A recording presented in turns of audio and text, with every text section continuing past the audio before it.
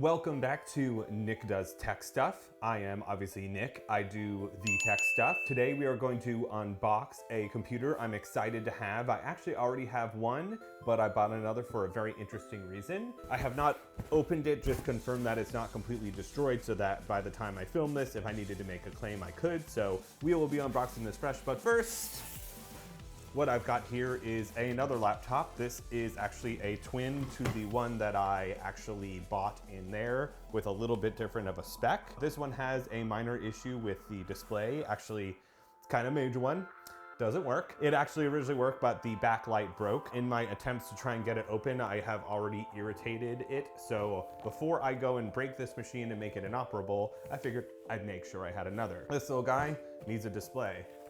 Little guy in here, we don't know if it works at all, but what we're gonna do is go ahead and unbox it, see how that goes and see how disgusting it is because the pictures did not look promising, and see what you get for $1,700. Yeah, no, you're out of your mind if you think I paid $1,700 for this. Somebody actually was asking $700 for this, and that is nuts. Putting retro, putting vintage, putting gaming laptop, which this was not, doesn't make it worth that much money. I paid $45 for this, and hopefully I can rob parts from it to make the other one work. And if not, and it does work, we'll try and make two great laptops and I will sell the other one because there's no sense in hoarding something this cool. Without further ado, let's unbox this beast. Here is the machine, so at least that came with it. Isn't just a rock. My editor actually got a camera he ordered and it was a rock. Yay, no power adapter! So here is the Compaq Presario, and if you've seen the other laptop video I just did, for all 5 people that watched the video, thank you. So may I introduce to you the Compaq Presario 1400 XL. This is a super cool laptop. Now you may be wondering why, because it's kind of hideous to most people. I love this because this was the competitor, or basically supposed to look like, the competition to the original clamshell iBook. That is the reason that this has all these weird black accents all over the side of it. And believe it or not, of all things in my intergalactic luck in the world, Gluck, wow, that was a good one. I managed to get an iBook that is graphite, meaning it looks pretty tame instead of being blue, lime green, bright orange, or blueberry blue.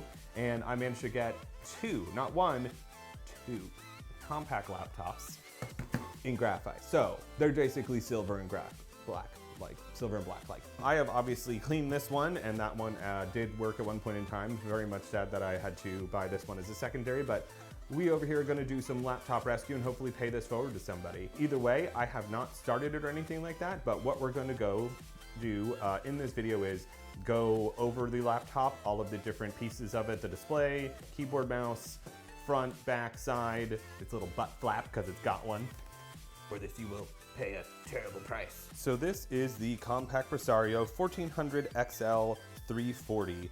Built in the 2000s, I believe March of 2000s, if the weird Compaq date checker thing that I found online is correct. These computers were built to compete with the iBook G3 clamshell, as there was actually a iBook G3 non-clamshell.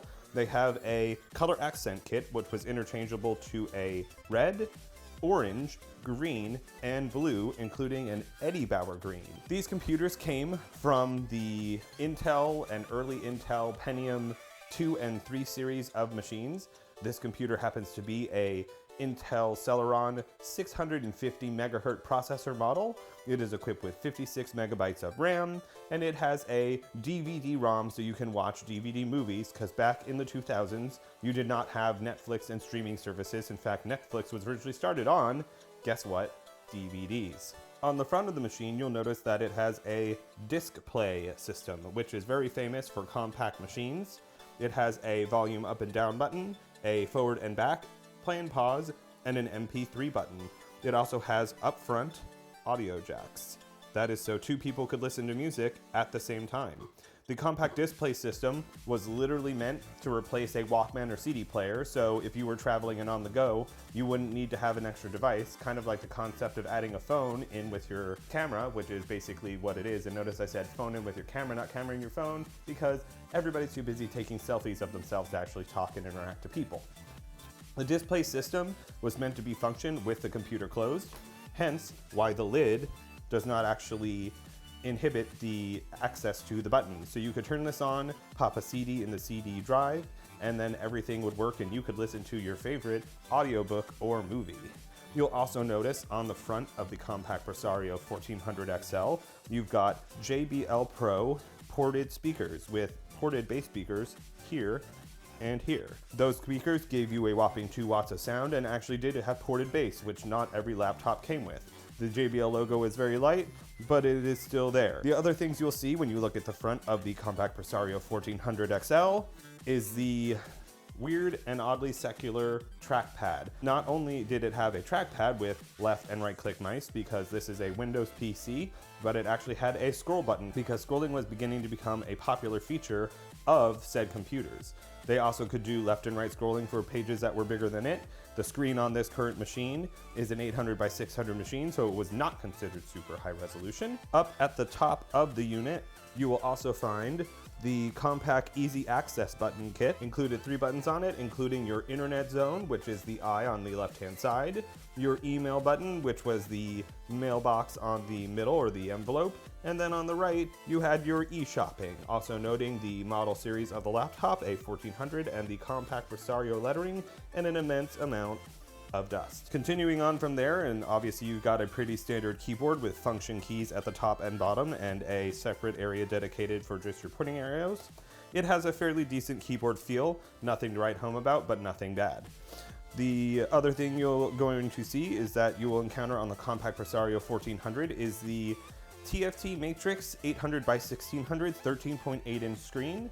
You will note the other laptop I have, which is the higher model, which has a 14.1 inch screen, which is a TFT Active Matrix. This screen was the standard screen. You'll notice that it has quite a thick bezel on it. Compaq was basically matching the way the iBooks did things at the time. They also had very thick bezels, but that left a lot to be desired. Coming around to the lid of the machine, you will notice that it has a recessed Compaq Presario logo, and it is actually has a little bit of a rain gutter around it. The machine actually, the lid is inset, so it actually doesn't go fully edge to edge like almost every other computer nowadays, which is a super interesting thing to note. The other thing you will find that might be interesting about the laptop here, speaking of it being an iBook competitor, is again, all of the plastic on here, here, and here is all removable, so you could swap out and get a different color access kit to make your computer more personalized for you. On the right-hand side of the machine,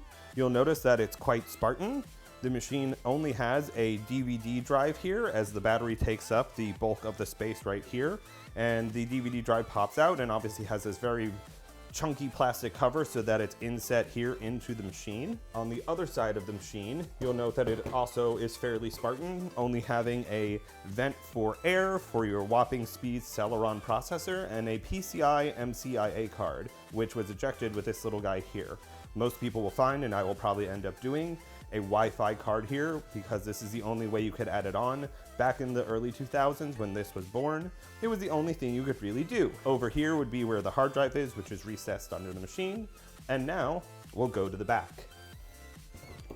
On the back of the Compaq Presario 1400 XL, you will find that it's got 2 vents on either side and actually has a little butt flap door, which I really like. For this you will pay a terrible price. In the back of the little butt flap door, because this machine was meant to compete with other competitors at the time, you will see that it's supposed to be very much like an iBook and include USB, but still has standard PC connections. So you'll have your power adapter that goes in here, your USB 1.1, you'll have a VGA monitor port, an S-video port, which no one ever used, which connected to your TV, an Ethernet port if you were lucky enough to have high-speed internet, that's what you would connect to with your cable modem, and then of course your 56K modem, which is where you would primarily connect to everything. When these computers came out, obviously they were not at the technical forefront. If you look at the video I have of the Compaq Presario 1800, you will note that this machine is missing quite a few things, like an extra PCI MCIA port, a printer port, a docking port, and a few other things.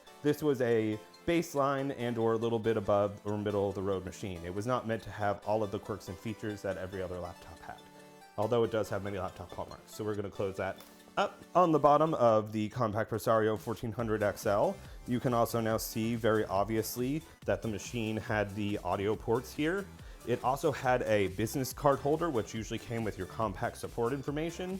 This door also accesses your RAM and some of the pieces of the board. This board here is actually where your battery is. Here you'll note you also have a Windows Millennium Edition, highly coveted serial key for entering in if you ever needed to reinstall Windows. You'll also note that the compact model number is XL340 on the top of the machine, and of course the machine's serial number. And then of course all of the safety and other information on the back with incredibly large, very predominant black rubber feet. So that is the back, the bottom, the sides, and all the pieces of the Compact Presario 1400 XL. Wow, thanks to the magic of editing that hopefully I'm better at as time goes on. And actually, my editor is better at making me better looking. We can now see if this Compact Presario 1400 XL actually will start. Lucky thing is that I have already plugged it in, and as you can see, we've got a flashing battery button and a plug, which means that it notes it's plugged in. So let's hope that this little guy powers up. If it does, we will go ahead and watch the machine boot, and then we will go ahead and shut it down because I'm sure it'll be slow and I have no idea what else is coming. And then we will do a little conclusion and wrap up. So without further ado, c'est la vie, here we go. And like Michael Jackson says, when you shove a battery up your ass, you've got the power.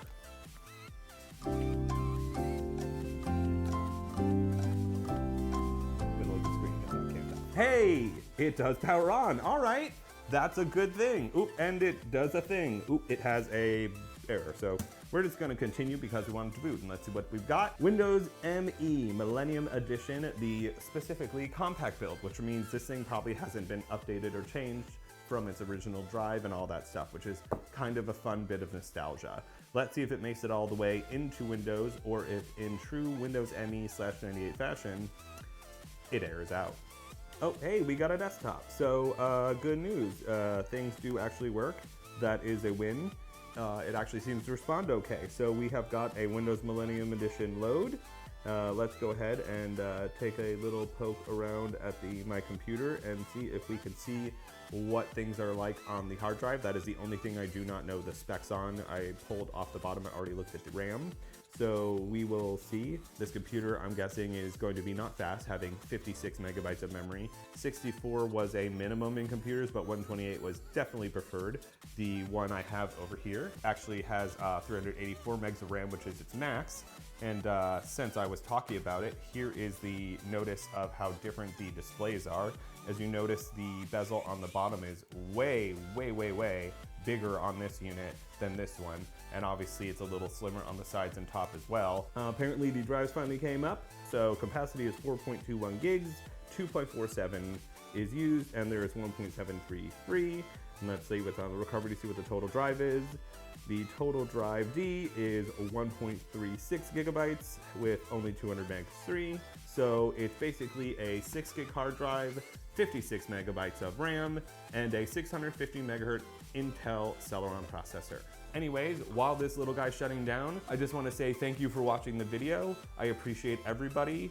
Any ideas and suggestions on how I can make these videos better, explain more things, focus on more stuff, do other stuff, please feel free to drop a comment down in the comment section. Please remember to like, please remember to subscribe if you're a tech nerd who loves vintage machines. I have plenty of them to go through, as you can see in the background. I've got lots of stuff to go through. And also I am on Instagram. My main Instagram is Nick Flies Places, and my Instagram specifically for the computers is Nick Does Tech Stuff. I've started to try and kick that off and post more on it. And also remember that be happy, be kind, be nice, and have confidence in yourself, and remember that everybody doing this on YouTube, whether they're good at it or not, is trying to do something, and celebrate that with them. Be nice to people, love y'all, and have a great day.